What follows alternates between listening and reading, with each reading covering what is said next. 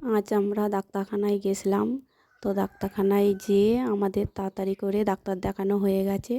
তো অনেক দিন থেকেই ভাবছি শপিং মলে যাব, তো যাওয়া হচ্ছিল না। তো এখন ভর দুপুরবেলা, তো শপিং মল ফাঁকা আছে, তাই আমরা ঢুকে পড়েছি। ফাঁকায় থাকলে মানে দেখাটা সুবিধা হয়, ভিড়ভাড় থাকলে সব কিছু দেখা যায় না।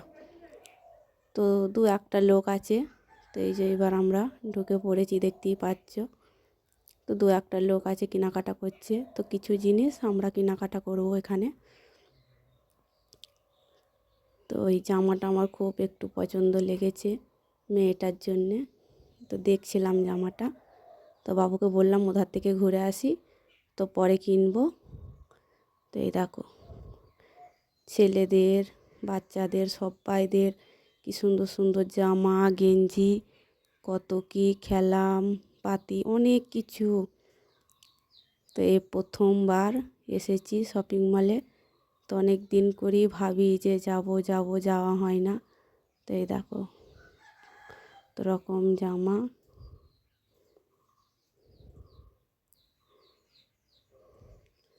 তো দেখো বাবু তো বৌমার সাথে ছবি তুলেই ফেললো একটা।